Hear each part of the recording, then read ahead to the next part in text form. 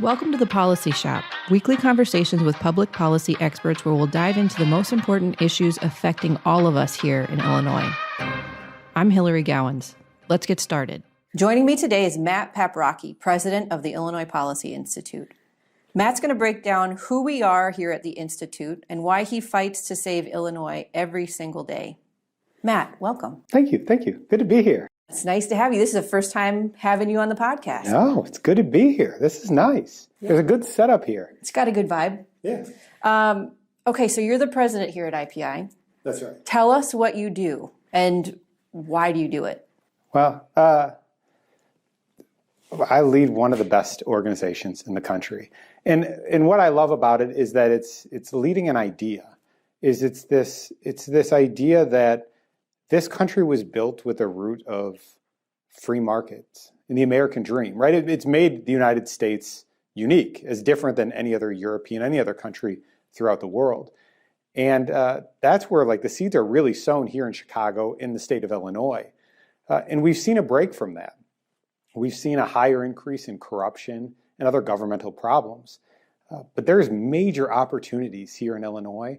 And I lead one of the greatest groups of people that I know of, really experts in their individual fields, from policy to marketing to media to comms. They all come together in this place to change the state of Illinois and ultimately the trajectory of this country. So it's interesting that you're here in Illinois now. You're from Wisconsin, right? Yeah. So how did you end up here at IPI and what drew you to the organization? Yeah. You don't choose where you're born, but you choose where you're going to live and ultimately where you're going to die. I love Illinois. I grew up in Green Bay. My parents lived there. My father was an air traffic controller.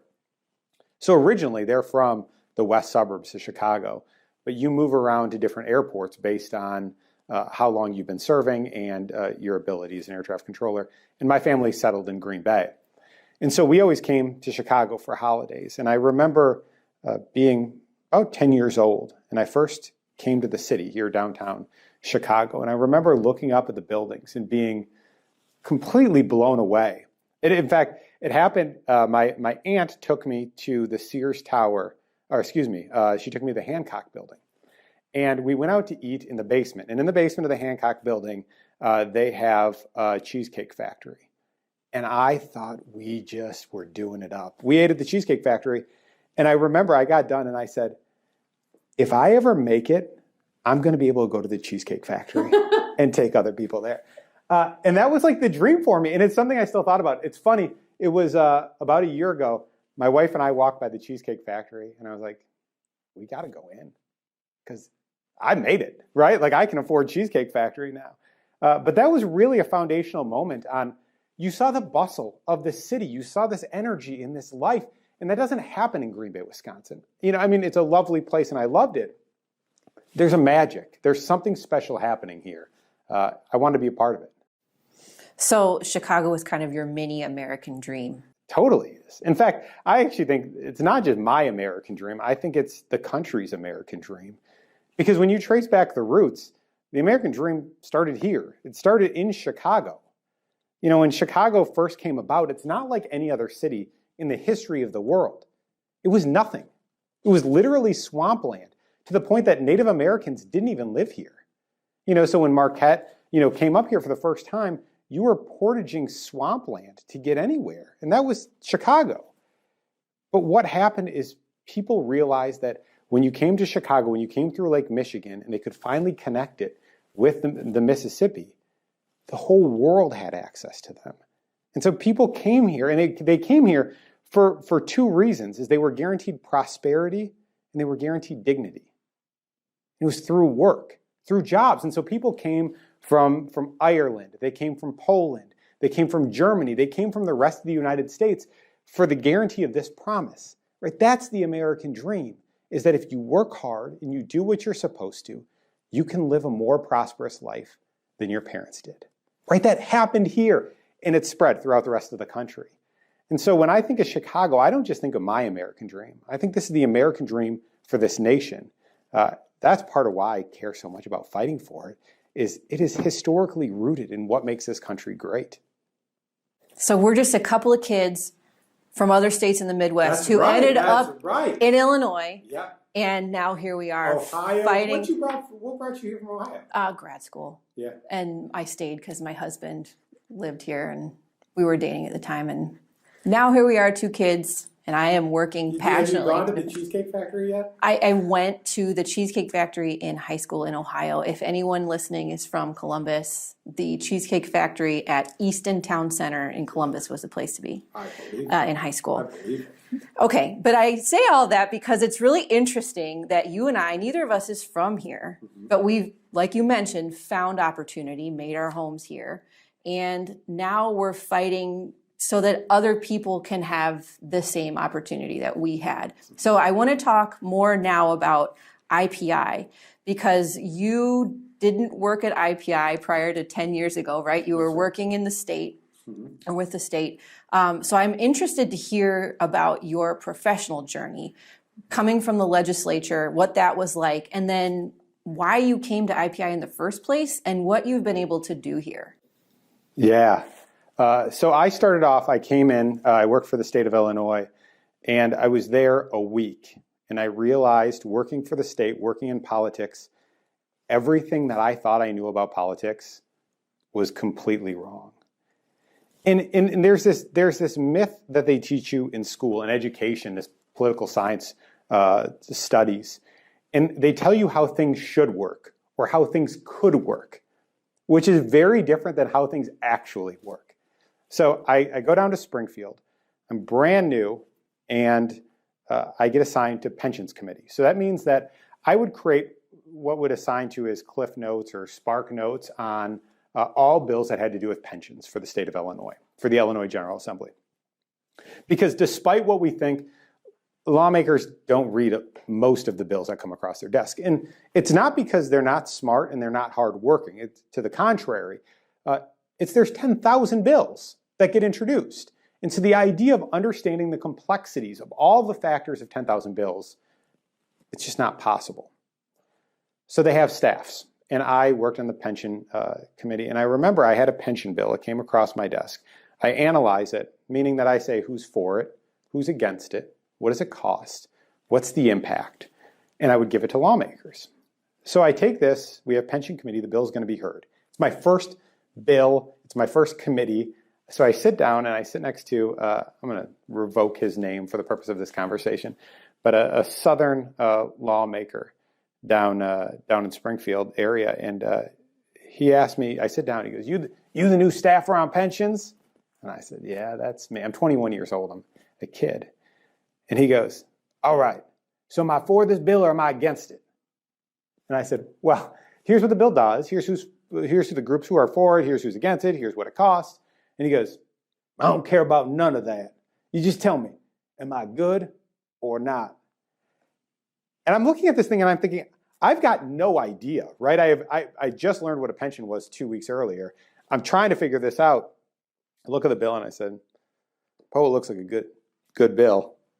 Maybe, I guess I just gave away who it was at that point. I said I was going to revoke it. But I said, are you good with this bill or not? He said, are you good or not? And I said, I think it's a good bill. He goes, all right, we good with it. He leans over, yells to the other member of committee, goes, hey, we good on this bill. 2 seconds later, they gavel in, they vote for the bill, they gavel out, that's it.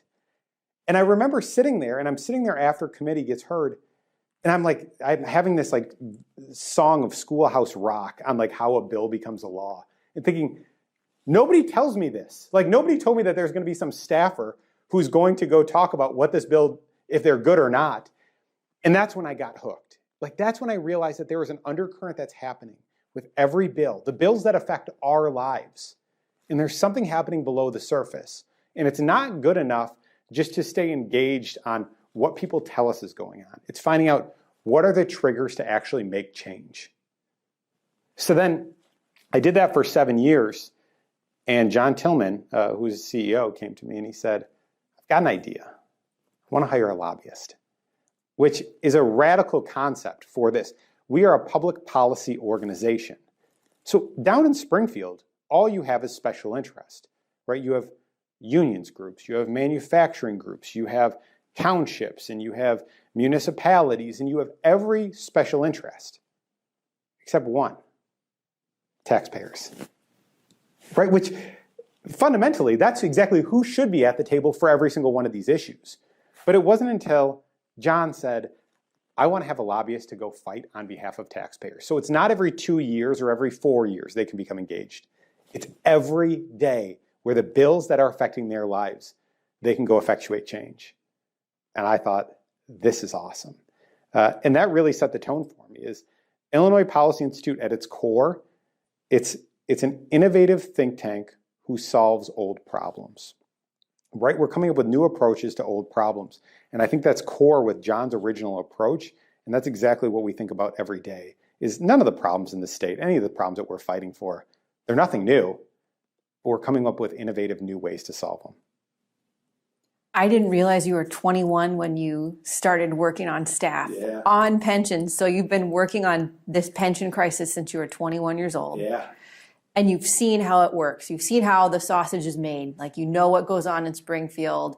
You've been here for 10 years and you've learned so much about everything going on in Illinois, all of the good and then all of the bad. So the pension crisis, our perpetual budget crises, That's right. Public corruption. Yeah. A lot of people read about this stuff and they say, Illinois is a lost cause. But what do you say? It's not a lost cause at all. I mean, there's no state in the country who has more opportunity than Illinois. There's, going back to the roots, the reason Illinois really expanded was that we were the crossroads of America. It was everybody had to come through Chicago to do literally anything. That's why we were and still are the railroad hub of the country, is that we connect everything. And it still exists. You told the story, Hillary, earlier. You came from Ohio. Right? I came from Wisconsin. And people still are attracted here from all over the Midwest, and they come to Chicago. They come to Illinois. And so when we think about the future of this country and what we need, it's bigger than just this state. It's bigger of the untapped potential with people and where they're going and what the future holds for them, right? Is the American dream still alive? Do you have more opportunities than your parents do? And the answer is unequivocally, yes. We have seen more wealth grown in your and my lifetime than we have seen in the history of the world. Period. Right? It's still alive here. There is still opportunities. And so I think there's a frustration based on a lot of people being here. And there's good reasons to be frustrated. I'm frustrated. Our taxes are high. Corruption is high. We're seeing crime in our neighborhoods that I haven't seen before living in the city of Chicago. But I'll say the opportunities are huge. We built our lives here. We have our families here. We have our friends in communities. I still think this is the greatest city in the country. I still think it's the greatest state in the history of the nation. And it is because of the people. It is because of the opportunities that still exists here. And so we have a choice. Do we give up on what are insanely rich natural opportunities, or do we abandon them for short-term gains? I'm here for the long haul. I'm fighting this thing till the day I die. And I know my daughter is going to grow up, my son is going to grow up in this state, and my goal is that they continue to live here throughout the rest of their lives, because the potential is so high and the state is so amazing. I think that people look for signs. They look for signs that what you're saying is real and it could actually happen. Now, I'm bought in, obviously. Here I am. I work at IPI and do this work every day. And I think when I think about what signs indicate that what you're saying is real and is possible, one of the things that we always look back to, because it happened recently, was the defeat of the progressive tax, Right. which would have been a foregone conclusion were it not for a lot of the messaging and outreach that we did. Right.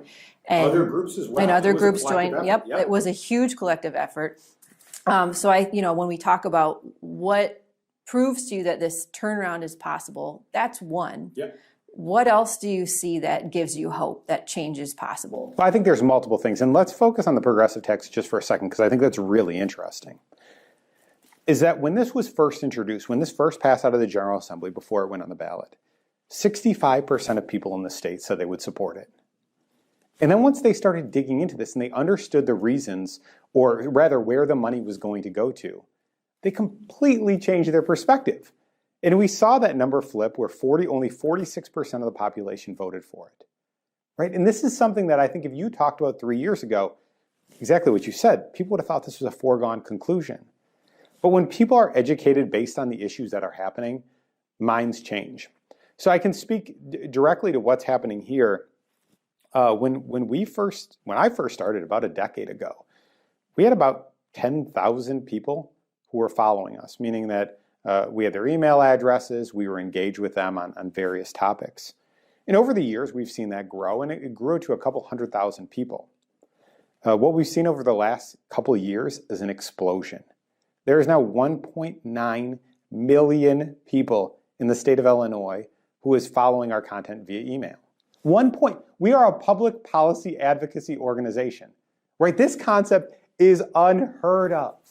But what this shows me is that people are engaged and they care, right? So that is just on our side as far as what's happening inside Illinois Policy Institute.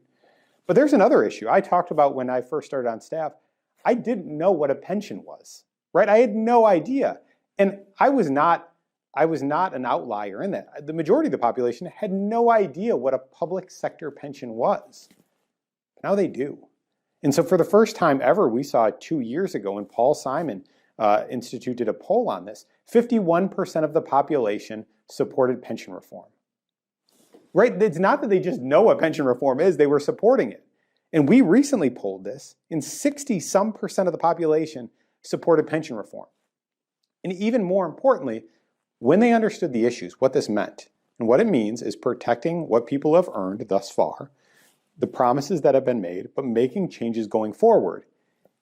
82% of the population now says we support pension reform.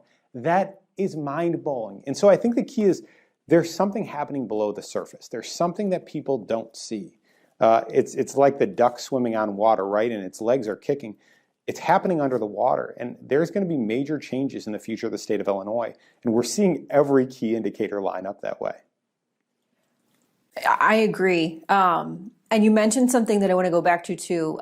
So you said, when you started 10 years ago, our audience was obviously much smaller.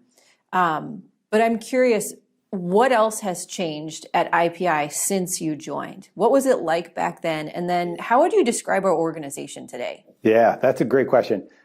We have gone from a little small group of fighters, right? This very small group. I think we had less than 20 employees at the time here who would take on anything. And what I'll say in those initial days, what I really loved about the culture here is that it was really entrepreneurial, is that you were small enough that everybody said, what issues do we need to take on? And you learn really quickly that way. You find out what works, and probably more importantly, you find out what doesn't work. And there's a lot of things that you test and you try and they don't work. Where we've gone into is, instead of before we would come in and we'd find who are the people who raise their hands, meaning who are the people who are just automatically with us. And this was our community, right? It was relatively small. Now, this is one of the finest professional shops, I think, anywhere inside of the country. We have experts, we have, PhD economists who are working in our shop. We have some of the best media individuals in the country who are working here in Illinois. We are doing research, innovative research on how to approach key problems. A great example of this is what we saw with gerrymandering of the maps. So just 2 weeks ago, J.B. Pritzker, despite campaign promises, I won't sign a map that isn't fair, I won't sign a map that isn't fair, he signed a map that wasn't fair, and everybody knew it. And that's the problem in the state of Illinois, is that we get told these little lies as far as, voter suppression is happening all the time because of same-day voting, or because of restrictions based on not having IDs, or based on motor voter, right? When you get your driver's license, you're registered to vote. This is not what suppresses voters. It's not. I'm not saying that there's not voters who don't come out because of it. Real voter suppression is happening in the majority sense from gerrymandering, meaning they draw these zigzag maps that my 4-year-old daughter probably draws cleaner lines on, and then they tell people, go vote, when there's nobody to go vote for, right? And if you look in the last decade in the state of Illinois, 50% of races are competitive. meaning that there is a Republican or an independent and a Democrat on the ballot, right? Two parties of any form, or libertarian for that matter. But only 50% are competitive, meaning that half of the people in the state don't even have a reason to show up and vote. And that's what's missing the mark, is that a true democracy is not the ability to vote. It's not a democracy at all. It's, does your vote matter? Right? When we look at other countries, when you look at the Chinas, Venezuelas, the South Koreas, or North Koreas, excuse me, it's not that they can't vote. Most of these places they can vote. The election doesn't matter. And what we're seeing inside of the Illinois, the unfortunate thing that we're seeing right here is people's votes don't matter. And instead of going and saying, hey, let's respect people, let's make sure that we have fair maps, let's make sure that the people have a voice, what happened?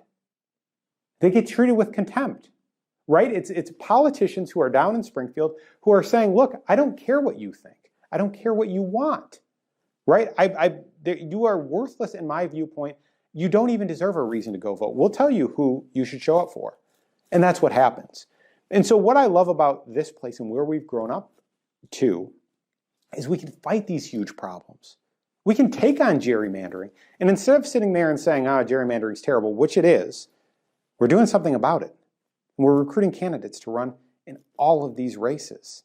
Thus far, we have 55 people who have raised their hands. Half are Republicans, half are Democrats, and they are running for office. Right? For the first time in nearly 20 years, everybody in this state is going to have a reason to go vote.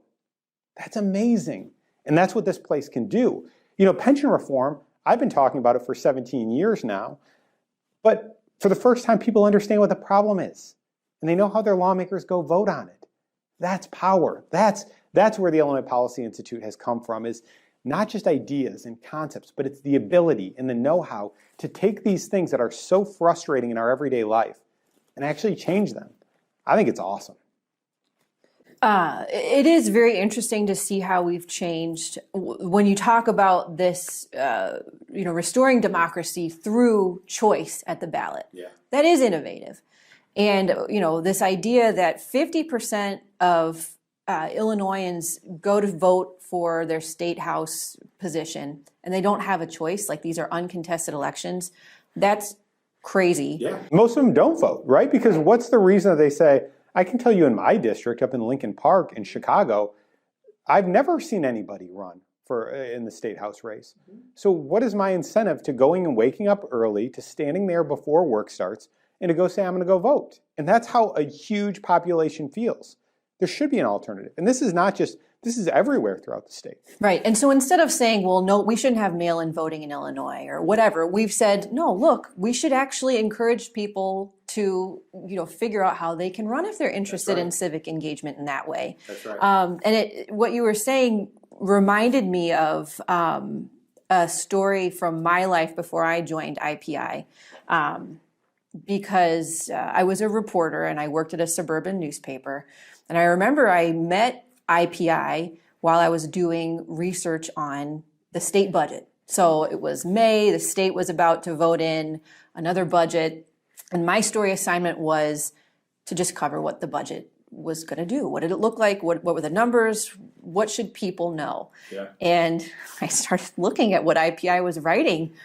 And this idea of how Illinois can use loopholes to pass a budget that's not actually balanced because it's carrying over debt, all of these different tricks that they can do down in the legislature, it blew my mind. And so I wrote up my little story and I cited an IPI report. And I remember my editor reviewed it and I would sit next to her. She was a good editor. And we would go through issues one by one. And when we got to the IPI mention, she said, I see you mentioned this research group. I've never heard of them. Are they conservative or are they liberal? And I was like, well, I looked on the website, like it's just a research group. They say they're nonpartisan. I was not allowed to leave until we tagged IPI as conservative or liberal. And we had to go with, she looked at the website and we had to tag IPI as conservative. And so that just leads me to something that I think we deal with a lot, which is what do people get wrong about IPI? Yeah. And what you just said with this democracy project is that half of our candidates that we've helped get educated on how to run are Republicans or identify as Republicans, and half identify as Democrats. That's right. So if I had to put IPI down in a news story, and half of the people that we're helping are Republicans, so you know what, you get what I'm saying. Totally. So that to me is something that people get wrong about IPI when they try to peg us through a political lens. Yep. What do you think people sometimes get wrong about IPI? First, I think it's really fascinating on we try to create these binary options, conservative or liberal, as if everybody's thought process is delineated through this. When, quite frankly, the majority of people in the state of Illinois, they're independents, they're moderates. That's where they live. So first, that's a funny concept. And also, I laugh whenever I hear the word liberals, because honestly, if I were going to identify this group as anything, it would be liberal, meaning traditionally pro-liberty, right? That's what the root word is. It's why in England, they always have to explain like, hey, actually liberal means something very different. It doesn't mean pro-liberty anymore. So there is a funny concept on that. So I think you touch base on something. Your original question was, what are things that people get wrong about us? This political bend is a really interesting concept because we're not. What we look for and what we're talking to these candidates about is we're trying to build a free market majority. Right? Candidates of any political spectrum who believe in the idea that free markets are the greatest force for good ever in human existence. Right? This is what we believe. This is what we know. And it's actually, let me say that, it's not even what we believe. It's what we know. Because we've seen it. We've seen all of the numbers, all of the data, and the results are out, is that free markets, when they go into different countries and different places, human beings flourish to a level that we've never seen before. In your and my lifetime, Hillary, 2 billion people have been pulled out of poverty. I'm talking about real poverty. I'm talking about $1.90 per day. 2 billion people have been lifted out of that. In your and my lifetime, wealth in the United States of America, for somebody like us, it's doubled. Doubled from our parents' generation. That is, there is no greater sense of life changing than doubling how much money you earn. And you see this in developing countries who go to a pro-free market economy. Life expectancy shoots through the roof. And we've seen this and we followed it. And that's why it's essential and it's key. And that's fundamentally what we fight for. Whether Democrats support it, Republicans support it, it doesn't matter. In fact, on our bills that we filed down in Springfield for these pro-free market bills, we have Democrats, we have Republicans on every single bill we introduce. So I think that the idea that everything has to be binary, it's just a simplistic way that people try to reduce something rather than actually thinking about what the problem and what the solution is. There's another piece on funding, is you get the question here. Who funds you? How you guys funded? And that's something that I haven't talked about too much, but I'm happy to really break down. Here we have about 2,750 supporters of our organization. The average person gives about $5,000. And they range throughout the state of Illinois. And I think the myth that tries to get created is, who are the secret people who are funding this? And let's find out who they are. As if that was going to change our directive of our organization. And the reason that people think this is because this is how politics work. Right? If you look at a politician, go look to see where they're funded. You can probably find out which way they're going to go vote on issues. And academic data shows this. 80% of time, lawmakers will vote with whatever party gives them the most money. So it's not an unheard of idea that people would say, oh, who's funding you? Because that's how you're going to vote. We are a free market think tank, and there has never been a time that we have gone to our donors and our investors and said, hey, what do you guys think we should work on?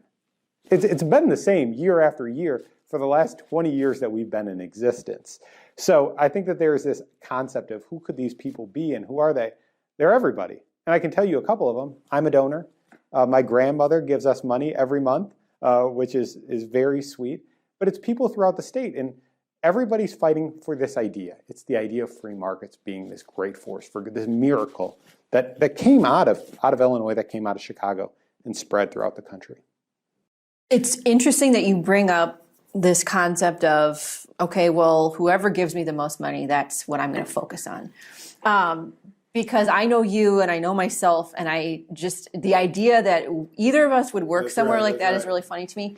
I didn't realize that that is the way it works, even in other research organizations too. I've consulted with other groups, and one of the frustrations that some of the people I've worked with have articulated is, look, when I ask them what's their big goal for their year, they're like, I don't know. Yeah. We had this donor come to us and say, hey, if you work to help us pass this massive tax credit, we're going to write you a check for $150,000. Yeah. And I was on the phone with this person, and I remember my jaw, they couldn't see this, but my jaw fell. And what I love about this place is, you and I and other folks in our organization, we're very conscious and strategic about our agenda. What do we think is going to make Illinois a better place? And we put that agenda together.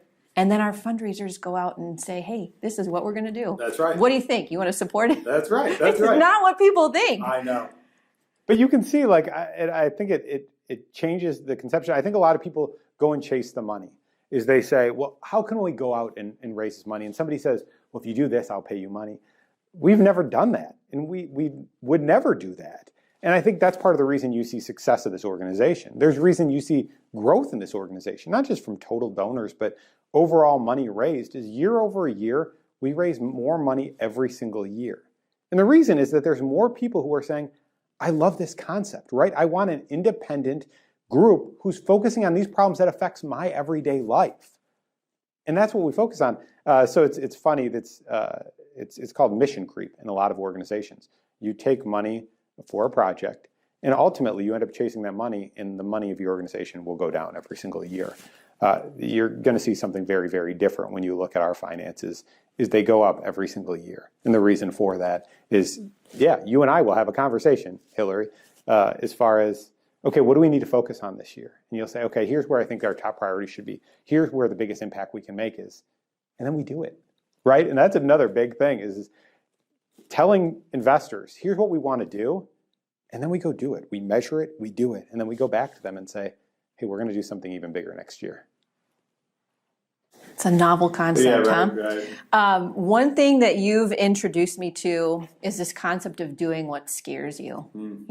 I think you've told me anecdotes before about how, public speaking terrified you, and you've worked on that for hours and hours and hours. And now look, as you know, unfortunately, have had to deal with the rigors of me giving rep after rep of various speeches. But it's worked. And, a couple years ago, you and I were talking and you said, writing is not something that I've always worked at. Yeah. I feel like it's challenging for me. And now you have started a regular column that you post on your Medium account. Yeah. And I wanted to ask you what you draw on to inspire your pieces, because you focus a lot on leadership, but you also focus a lot on life lessons. And I'm just curious, how do you come up with what you write?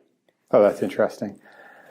It differs every single week. And I'll say life really dictates what I write about. And if you've followed anything that I write, it's a lot of things that happen during the week. My daughter, Fiona, who's 4, makes a regular appearance in a lot of these pieces. And my son, Rocky, who just turned 5 months old, he makes an appearance.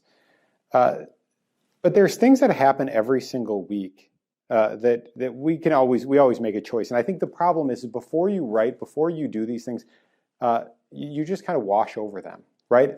A moment happens, and it's either novel or cute or interesting, and then you just live your life. A couple of years ago, when actually, Hillary, you told me, I think you should start writing more often, I would go home and I would write these things down. Fiona would say something to me. A story that I told maybe a year ago was I was on my phone and I was working on something, and my daughter is pulling on my shirt. And I was trying to finish. I said, Fiona, just give me 1 second. I just need to finish this. And she keeps pulling on my shirt. And I go, Fiona, what do you need? And she goes, I just wanted to play with my unicorn in you. Right? And I'm standing there and I'm looking at my phone, and I remember thinking, what the hell? How did I think that something on my phone was going to be more important than my daughter? Right? My daughter, who wants nothing more than to play with her father. And I treated her as if I had something more important to do. it's these moments that happen to all of us in our lives that I think about. And I think about how was I not prioritizing the things the right way? How was I not focusing on things the right way? So that's really what inspires me is, those little moments. Also, I'm an avid reader, so I get a lot of content from books that I read, and these people who are brilliant, who've lived before us, who live right now, and they have these little nuggets of truth, and you study and you learn and you gain that knowledge. So I feel like I'm fortunate that I'm around a wonderful family that I get to read books from brilliant people, and then I also get to work with amazing talents who I often write about in my weekly pieces.